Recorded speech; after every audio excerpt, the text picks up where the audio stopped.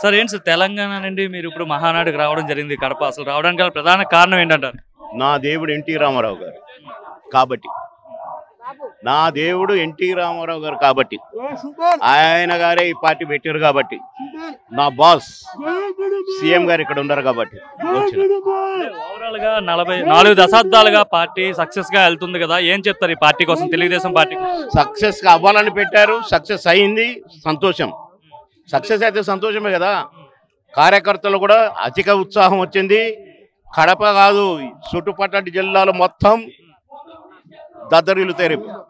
చాలా పార్టీలు, చాలా ప్రాంతీయ పార్టీలు ఇప్పటివరకు చాలా వచ్చాయి, కానీ అన్నీ కూడా కనుమరుగైన పరిస్థితి. కానీ తెలుగుదేశం పార్టీ ఇన్నేళ్లుగా 4 దశాబ్దాలుగా ముందుకెళ్తుంది కదా, ఏంటి పార్టీ గొప్పతనం అంటే ఏం చెప్తారు? ఆంధ్రప్రదేశ్గా ఉన్నప్పుడే ఏ పార్టీ కూడా లేకుండా తుడిచిపెట్టుకుపోయినాయి.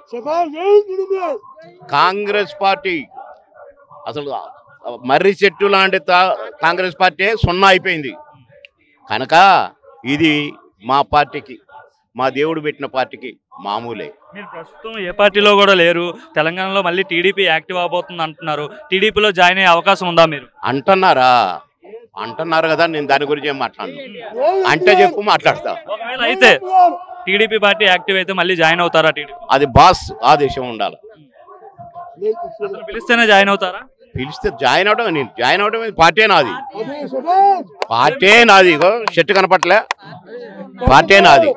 సార్ కడప గడ్డ మీద మహానాడు కార్యక్రమం జరుగుతుంది, ఎలా అనిపిస్తుంది? కడప అంటే మొదటి నుంచి ఇది వైఎస్ఆర్ కుటుంబానికి అడ్డాగా చెప్పుకోవటం జరుగుతుంది. కానీ ఈనాడు కడప ఎవడబ్బ సొమ్ము కాదు. కడప నడిబొడ్డున తెలుగుదేశం పార్టీ, చంద్రబాబు నాయుడు గారు, లోకేష్ గారుల ఆధ్వర్యంలో మహానాడు నిర్వహించి లక్షలాది మంది తరలి రావడం అనేది, అందులో ముఖ్యంగా రాయలసీమ జిల్లాల నుంచి పెద్ద ఎత్తున కార్యకర్తలు, నాయకులు తెలుగుదేశం పార్టీకి వచ్చి, రాయలసీమలో మరీ ప్రత్యేకంగా కడపలో తెలుగుదేశం పార్టీ పూర్తిగా బలపడిందని, మొన్న జరిగిన అసెంబ్లీ ఎన్నికల్లో కూడా ఇక్కడ 70% సీట్లను గెలుచుకుని నిరూపించిన విషయాన్ని ఈ రోజున ప్రస్ఫుటంగా కార్యకర్తలు అత్యుత్సాహంగా ఇక్కడ వచ్చేసి నిరూపించడం జరిగింది. కడపలో పెట్టడానికి గల కారణం ఏంటంటారు? దానికి ప్రత్యేకమైన కారణం ఏం లేదు. కడపలో ఇంతవరకు తెలుగుదేశం ఆవిర్భావం తర్వాత ఇంతవరకు ఈ కార్యక్రమాన్ని, మహానాడు కార్యక్రమాన్ని నిర్వహించలేదు. ఇవాళ కడపలో అత్యధికంగా సీట్లు గెలుచుకుని వైఎస్ అడ్డాని బద్దలు కొట్టి దీన్ని తెలుగుదేశం అడ్డాగా మార్చుకున్న శుభ సందర్భంగా ఈ రోజున ఇక్కడ మహానాడు నిర్వహించడం జరుగుతుంది. వైసీపీ ఘోరం ఓటమి తర్వాత కడపలో ఈ మహానాడు నిర్వహించడానికి పట్ల చాలా మంది అంటున్నారు, కేవలం వైసీపీ వాళ్ళని రెచ్చగొట్టడానికి మాత్రమే ఈ విధంగా ఏర్పాటు చేశారని చెప్తున్నారు. ఒకళ్ళని రెచ్చగొట్టడానికి కాదు, మా బలాన్ని చూపెట్టుకుంటాం. చంద్రబాబు నాయుడు గారి యొక్క నాయకత్వ పటిష్టతని, లోకేష్ బాబు గారి యొక్క ఆలోచన దూరదృష్టిని ఇక్కడ నిరూపించుకోవటం కోసమే, తెలుగుదేశం బలాన్ని నిరూపించుకోవటం కోసమే మేము నిర్వహిస్తున్నాం తప్పితే ఒకళ్ళని రెచ్చగొట్టడానికో వైఎస్ఆర్ పార్టీని ఇచ్చేయటానికి. చచ్చిన పాము వైఎస్ఆర్ పార్టీ, జగన్మోహన్ రెడ్డి. చచ్చిన పావుని ఇంకేం చంపుతాం? కేవలం మనం. మీరేమో చచ్చిన పాము అంటున్నారు, ఆయన ఏమో 3 ఏళ్ళు ఆగండి, ఎవరిని వదిలిపెట్టను, సినిమా చూపిస్తా అనేసి అయితే అంటున్నారు. జగన్ 2.0 అంటే చూపిస్తా అంటున్నారు. ఆల్రెడీ జగన్ 1.0 సినిమా దారుణంగా ఫెయిల్ అయింది. అందుకని చెప్పే మొన్న ఎన్నికల్లో ఆయన ఓడిపోవటం జరిగింది. ఆయన చూపెట్టే సినిమా చూడటానికి ఇక్కడ ఎవరో ప్రజలు సిద్ధంగా లేరు. 1.0లో ఆయన చూపెట్టిన సినిమాకే బెదిరిపోయి అదిరిపోయి మొత్తం ప్రజలు అతనికి వ్యతిరేకంగా మారటం జరిగింది. కనుక ఇది కేవలం వైఎస్ఆర్ పార్టీ నుంచి కార్యకర్తలు పారిపోకుండా, జారిపోకుండా నిలబెట్టుకోవటం కోసమే జగన్మోహన్ రెడ్డి ఇటువంటి మాటలు మాట్లాడారు. ఈ ఏడాది పాలనలో కూడా చంద్రబాబు ఫెయిల్ అయ్యారు. మొత్తం అంతా రాష్ట్రంలో అభివృద్ధి లేదు, సంక్షేమం లేదు. జూన్ 4న వెన్నుపోటు దినోత్సవం కూడా చేస్తామని చెప్పి జగన్మోహన్ రెడ్డి అంటున్నారు. ఇవన్నీ ఊరినే ఈ పిల్లి కోతలే, అన్నను ద్రాక్ష పొలంలాగా ఆయనకి అధికారం రాదు. ఇవాళ చంద్రబాబు నాయుడు గారు 1 ఇయర్లోనే ఫెయిల్ అయ్యాడని జగన్మోహన్ రెడ్డి ఎలా చెప్తాడు? మేము కనుక ఫెయిల్ అయ్యి ఉంటే మా కార్యకర్తల నాయకులే వాళ్ళ మహానాడికి ఈ కడప ఇంత దూరాన ట్రాన్స్పోర్ట్ లేదు, ఇక్కడ వసతి సౌకర్యం లేదు, అయినా ఇంత దూరానికి ఇన్ని లక్షల మంది తెలుగుదేశం నాయకులు వచ్చారంటే, కార్యకర్తలు వచ్చారంటే తెలుగుదేశం ఈ సంవత్సర పరిపాలన విజయవంతం అయింది కాబట్టి ఇంతమంది వచ్చారు. సార్ మీ పేరండి? నా పేరు గడిపూడి సాంబశివరావు అండి. ఎక్కడి నుండి వచ్చారండి? గురిజాల నియోజకవర్గం అండి. పల్నాడు జిల్లా నుండి వచ్చారు. ఎలా ఉంది మహానాడు ఏర్పాట్లు కావచ్చు, ప్రాంగణం చూస్తే ఏమనిపిస్తుంది? అసలు బ్రహ్మాండంగా ఉందండి. కనీనిగని రీతిలో ఎప్పుడూ చూడని విధంగా అన్ని ఏర్పాట్లు బ్రహ్మాండంగా ఉన్నాయండి. గత సంవత్సరం నుంచి టీడీపీ మరియు మహాకూటమి చేసిన అభివృద్ధి ఏ విధంగా ఉన్నది ఎవరికి ఎక్స్ప్లెయిన్ చేస్తున్నారు. మహానాడుకి వెళ్ళారా మీరు? గతంలో కూడా వెళ్ళామండి. వాటికి వీటికి తేడా ఏంటంటారు? గతంలోకి వీటికి తేడా ఏం లేదు కానివ్వండి, సౌకర్యాల పరంగా గతంలో జరిగిన అభివృద్ధి ఎవరికి ఎక్స్ప్లెయిన్ చేయడం కానీ ఇంకోటి కానీ విధానం కానీ ఏదైనా కానీ చాలా బాగుందండి. అవునండి. ఎలా ఉంది ఏడాది పాలన చూసారు కదా, ఏమనిపిస్తుంది? ఈ సంవత్సరం గత 5 సంవత్సరాల నుంచి జరిగిన పాలనని ఇబ్బందికరమైన పరిస్థితుల నుంచి బయటపడేయడానికి చంద్రబాబు నాయుడు గారి నాయకత్వంలో విశ్వ ప్రయత్నం చేసుకుంటా ఇప్పుడిప్పుడే మొదటి అడుగులు పడుతున్నాయండి. ఇంకా కొంత టైం పడుతుంది డెవలప్ కావడానికి. మీరు మొదటి నుండి తెలుగుదేశం పార్టీ అండి? లేదండి, నేను గతంలో 2024 వరకు కూడా నేను వైసీపీ ప్రభుత్వంలోనే ఉన్నానండి. గత ప్రభుత్వ పాలకుల పాలన నచ్చక జగన్మోహన్ రెడ్డి గారి విధానాలకు వ్యతిరేకంగా మేము చంద్రబాబు నాయుడు గారికి సపోర్ట్గా లోకల్ ఎమ్మెల్యే గురిజాల ఎమ్మెల్యే గారు మరియు శ్రీకృష్ణదేవరాయల గారికి అనుకూలంగా మేము టీడీపీలోకి గత 2004 ఎన్నికలకు ముందు రావడం జరిగిందండి. ఏమనిపిస్తుంది? అప్పుడు ఆ గతంలో ఆ పార్టీలో ఉన్నారు, ఇప్పుడు ఈ పార్టీలో ఉన్నారు, రెండు పార్టీలకి తేడా ఏంటి? ఏం గమనించారు?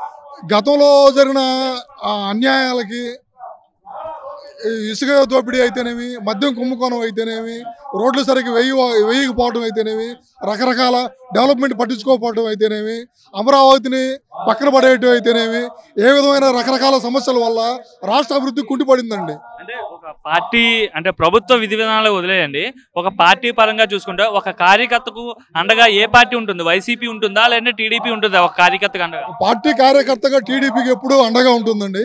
గతంలో ఎప్పుడూ లేని విధంగా ప్రమాద బీమాని 2 లక్షల నుంచి 5 లక్షలకి పెంచిన మొట్టమొదటి పార్టీ టీడీపీ అయ్యి ఉందండి. ఏంటి మరి కడప అంటే మరి మీ మాజీ పార్టీ ఏదైతే మీ వైసీపీ పార్టీ అధినేత జగన్మోహన్ రెడ్డి అడ్డా అని చెప్తుంటారు కదా, మరి అటువంటి అడ్డాలో ఈ రోజు మహానాడు చూస్తుంటే ఏమనిపిస్తుంది? అడ్డా అనేది ఏది ఉండదండి. ప్రజలకు అనుకూలంగా కరెక్ట్ సరైన పాలన చేస్తే అడ్డాలు ఏమి ఉండవండి. అడ్డాలు గిడ్డాలు అన్నీ జాంతనయ్యండి ఇందుట్లో. ఖచ్చితంగా కూడా మునుపు గతంలో ఎన్నడూ జరగని విధంగా కడప పార్లమెంటుతో సహా కూడా క్లీన్ స్వీప్ చేసే దిశగా ప్రభుత్వం కూటమి ముందడుగులు వేయబోతుందండి. సాధ్యమవుతుందా? కడప పార్లమెంట్ కావచ్చు, పులివెందుల అసెంబ్లీ కావచ్చు, టచ్ చేయగలరంటారా తెలుగుదేశం పార్టీ? అవుతుందండి, ఖచ్చితంగా అవుతుంది. 151 స్థానాల నుంచి 11 స్థానాలకు వచ్చింది. 11 స్థానాల నుంచి 3 స్థానాలకు పోయే దారి త్వరలో రాబోతుందండి. జగన్మోహన్ రెడ్డి బలం వేరు, జగన్మోహన్ రెడ్డి బలగం వేరు. రాష్ట్రం అంతా ఒక ఎత్తు అయినా సరే పులివెందుల్లో జగన్మోహన్ రెడ్డిని టచ్ చేసే పార్టీ కానీ టచ్ చేసే లీడర్ కానీ లేడని చెప్తుంటారు కదా. అటువంటిది ఏం లేదండి. సామాన్య ప్రజలు అందరూ కూడా అర్థం చేసుకుంటున్నారండి. ఎవరు ఏ విధంగా పరిపాలిస్తున్నారు, ఎవరు ఏ విధంగా ఆలోచన చేస్తున్నారు, వాళ్ళ విధానం ఎట్లా ఉంది, ప్రజలకు సేవ చేయడానికి వస్తున్నారా, సొంతంగా సంపాదించుకోవడానికి వస్తున్నారా, ఒక వర్గానికే కొమ్ము గేయడానికి వస్తున్నారా, లేదా రాష్ట్రం మొత్తం బాగుపడడానికి ప్రయత్నం చేస్తున్నారా, ఈ విధంగా ప్రజలందరూ అర్థం చేసుకుంటున్నారండి. తెలుగుదేశం పార్టీ ఒక కమ్యూనిటీకి సంబంధించిన పార్టీ, వైసీపీ ఏమో బీసీల పార్టీ, ఎస్టీల పార్టీ అని చెప్తుంటారు కదా. లేదండి, తెలుగుదేశం పార్టీ అంటేనే బీసీల పార్టీ అండి. తెలుగుదేశం పార్టీ అంటేనే ఎస్సీల పార్టీ అండి. తెలుగుదేశం పార్టీ అంటేనే ఎస్టీల పార్టీ అండి. తెలుగుదేశం పార్టీ అంటేనే బడుగు బలహీన వర్గాల అణగారిన వర్గాల పార్టీ అండి. అందువల్ల ఏ వర్గానికి ఒకే వర్గానికి కొమ్ము కాస్తుంది తెలుగుదేశం కొమ్ము కారికి అభివృద్ధికి కొమ్ము కాస్తుందండి. అభివృద్ధికి తర్వాత రోడ్లు బాగు చేయడానికి, సామాజిక వర్గాలకి అన్ని విధాలుగా కూడా అందరికీ సమాన న్యాయం చేసే పార్టీయే తెలుగుదేశం పార్టీ అండి. ఏడాది పాలనలో అభివృద్ధి కావచ్చు, రోడ్లు కావచ్చు, అన్ని పనులు జరుగుతున్నాయి అంటారా? 80% 90% జరుగుతున్నాయండి. ఇప్పుడిప్పుడే గత 5 సంవత్సరాల నుంచి కుంటుపడిన ఆరోగ్య వ్యవస్థని గాడిలో పెట్టి ఇప్పుడిప్పుడే కొంచెం టైం తీసుకుని గాడిలో పడుతుందండి. రాబోయే గత 4 సంవత్సరాల్లో కూడా పూర్తిగా గతంలో కనీవినడి ఎరగని ఎన్ని విధాలుగా కూడా శుభ్రంగా బాగు చేసి మళ్ళా 2029 కూటమిలో ఈ 11 సీట్లు కూడా రాకుండా చేసే పరిస్థితి ఖచ్చితంగా ఉత్పన్నం అవుతుందండి. లోకేష్ గారికి బాధ్యతలు ఇస్తా అని చెప్తున్నారు. ఒకవేళ బాధ్యతలు ఇస్తే లోకేష్ గారి పార్టీని ఇంత సక్సెస్ఫుల్ గా నడపగలుగుతారా? ఆల్రెడీ అఫీషియల్ గా బాధ్యత తీసుకోకపోయినా 2024 ఎలక్షన్లోనే లోకేష్ గారు బాధ్యత తీసుకొని యువకాలం పాదయాత్ర చేపట్టి ఎన్నో వేల కిలోమీటర్లు ప్రయాణించి నడిచి అన్ని విధాలుగా కూడా ఆ రోజునే మేము అన్అఫీషియల్గా అనౌన్స్ చేశారండి. ఈ అన్అఫీషియల్గా అనౌన్స్ చేసినా చేయకపోయినా లోకేష్ గారి నాయకత్వం 2024 ఎలక్షన్లోనే నిరూపించబడ్డదండి. అన్న మీ పేరన్నా? నా పేరు వాసాల సంపత్. ఎక్కడి నుండి వచ్చారన్న? మేము చెన్నూరు మందమారి నుంచి వచ్చాం. మందమారి మండలం, తెలంగాణలో. తెలంగాణ నుండి ఆంధ్ర వచ్చేసారు, కడప, రాయలసీమ. ఏంటి కారణం ఏంటంటారు? అంటే మాకు తెలుగుదేశం పార్టీ అంటే అభిమానము. ముఖ్యంగా నారా చంద్రబాబు గారు అంటే మాకు అపారమైన గౌరవము. అదేవిధంగా చంద్రబాబు గారు కూడా తెలంగాణలో తెలుగుదేశం పార్టీని మేము పార్టీని నమ్ముకొని గత 20-25 సంవత్సరాల నుంచి మేము జెండా మోస్తున్నాము. మరి కావున ఇక తెలంగాణలో కూడా చంద్రబాబు గారు మళ్ళీ పార్టీని బలోపేతం చేస్తారని మేము నమ్మకంతో తెలంగాణ కోసం ఏం మాట్లాడతారు అని ఇక్కడికి రావడం జరిగింది. అంటే తెలంగాణలో పార్టీ లేదు కదా ప్రజెంట్, అక్కడ చాలా పార్టీలు ఉన్నాయి. అయినా సరే మీరు ఇంకా తెలుగుదేశం పార్టీ మీదే ఎందుకు ఇంకా అభిమానం కావచ్చు, సానుకూలంగా ఉండడానికి కారణం ఏంటంటారు? అయితే ఇక్కడ తెలుగుదేశం పార్టీ అనేది ప్రతి గ్రామంలో ప్రతి గడప గడపకు కార్యకర్తలు ఉన్నారు. నాయకులు లేకపోవచ్చు కానీ కార్యకర్తలు ఎల్లో పసుపు రక్తంతో కలుపుకొని వాళ్ళు ఈ రోజున గ్రామ స్థాయిలో నాయకులు ఉన్నారు. కావున తెలుగుదేశం పార్టీ అంటే అంత ఈజీగా తెలంగాణ రాష్ట్రంలో ఒక మొన్న లాస్ట్ ఎన్నికలలో అనివార్య కారణాల వల్ల చంద్రబాబు గారు జైలుకు వెళ్ళడం వల్ల అక్కడ తెలంగాణలో పోటీ చేయలేదు. కానీ పోటీ చేసి ఉంటే మాత్రం ఒక 30-30 స్థానాలు ఖచ్చితంగా వచ్చి ఉండేదని మా అభిప్రాయం.